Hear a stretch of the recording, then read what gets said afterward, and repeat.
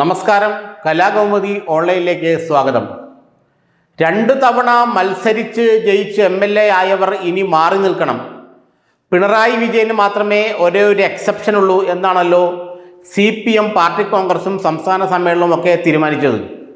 കഴിഞ്ഞ തവണയും അങ്ങനെ തന്നെ ഇരുന്നു. 2021 തിരഞ്ഞെടുപ്പിൽ 2 തവണയിൽ കൂടുതൽ അടുപ്പിച്ച് MLA-മാരായ എല്ലാവരെയും പ്രമുഖ നേതാക്കളടക്കമുള്ളവരെ മാറ്റിയിരുന്നു. തോമസ് ഐസക്കും G സുധാകരനും EP ജയരാജനും ഒക്കെ ആ രീതിയിലാണ് പുറത്തേക്ക് പോകുന്നത്. എന്നാൽ വരുന്ന തെരഞ്ഞെടുപ്പിൽ ആ ഒരു തന്ത്രം മാറ്റിപ്പിടിക്കണമെന്ന് CPM നേതൃത്വത്തിന്, എന്ന് വെച്ചാൽ പിണറായി വിജയന് തുടങ്ങിയിട്ടുണ്ട്. 2 തവണ മത്സരിച്ചു എന്നുള്ളത് കൊണ്ട് മാത്രം ഒരാളെ മാറ്റേണ്ടതില്ല എന്നുള്ള തലത്തിലേക്ക്, ചിന്തയിലേക്ക് പിണറായി വിജയൻ എത്തിയെന്നാണ് നമുക്ക് മനസ്സിലാക്കാൻ കഴിയുന്നത്. അതുകൊണ്ട് തന്നെ ചില ആളുകളെ CPM തിരഞ്ഞെടുക്കുന്ന ചില MLA-മാരെ 3ാം തവണയും മത്സരിപ്പിക്കാനുള്ള സാധ്യത ഇപ്പോൾ തെളിഞ്ഞു വരികയാണ്. അത്തരത്തിലുള്ളൊരു ചിന്ത പിണറായി വിജയൻ തൻ്റെ അടുത്ത ആളുകളുമായി പങ്കുവച്ചു എന്നാണ് നമുക്ക് മനസ്സിലാക്കാൻ കഴിയുന്നത്. 2026 ഭരണം പിടിച്ചില്ലെങ്കിൽ പിന്നെ ബംഗാളിലെ പോലെയാവും, കേരളത്തിൽ CPM ഉണ്ടാകില്ല. പിന്നെ CPM-ന് ഭരണം മേടിക്കൊടുക്കാൻ കഴിയുന്ന നേതൃത്വവുമില്ല. പിണറായിയെ പോലെ VS-നെ പോലെയുള്ള നേതാക്കളൊന്നും ഇനി CPM-ൽ ഉണ്ടാവുകയില്ല. ജനങ്ങൾക്ക് താല്പര്യമുള്ള അല്ലെങ്കിൽ ജനങ്ങളെ സ്വാധീനിക്കാൻ കഴിയുന്ന നേതാക്കളും ഉണ്ടാകില്ല. അതുകൊണ്ട് 2026 ഭരണം കിട്ടിയില്ലെങ്കിൽ പിന്നെ CPM ഭരണം കേരളത്തിൽ അവസാനിച്ചു എന്നുള്ള രീതിയിലാണ് പാർട്ടി യഥാർത്ഥത്തിൽ വിലയിരുത്തുന്നത്. അതുകൊണ്ട് തന്നെ 3 തവണ ജയിച്ചവരെ കൂടി ഉൾപ്പെടുത്തിക്കൊണ്ടുള്ളൊരു സ്ഥാനാർത്ഥി ലിസ്റ്റായിരിക്കും ചിലപ്പോൾ വരാൻ പോകുന്നതെന്നുള്ള സൂചനയാണ് ഇപ്പോൾ നമുക്ക് ലഭിക്കുന്നത്.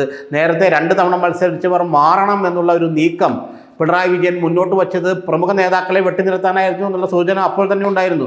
സുധാകരനും തോമസ് ഐസക്കും EP ജയരാജനും അടക്കമുള്ളവർ വെട്ടിനിരത്തപ്പെട്ടത് അങ്ങനെയാണ്. കാരണം മുഖ്യമന്ത്രി സ്ഥാനാർത്ഥിക്ക് അല്ലെങ്കിൽ മുഖ്യമന്ത്രി സ്ഥാനത്തേക്ക് പിണറായിക്കെതിരെയുള്ള ഏറ്റവും വലിയ വെല്ലുവിളി തോമസ് ഐസക്കിനെ പോലെയുള്ള നേതാക്കളായിരുന്നു, G സുധാകരനെ പോലുള്ള നേതാക്കളായിരുന്നു.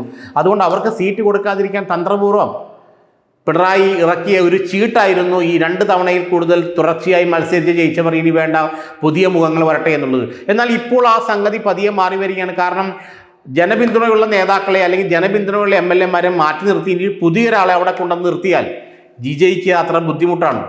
അങ്ങനെ വരുമ്പോൾ ഒരുപക്ഷെ അത് ജയസാധ്യതയെ, 3ാം ഭരണത്തെ, 3ാമത് ഭരണത്തിൽ വരാനുള്ള സാധ്യതയെ ബാധിച്ചേക്കാം. അങ്ങനെ ഒരു കാരണവശാലും ഉണ്ടാകാൻ പാടില്ല.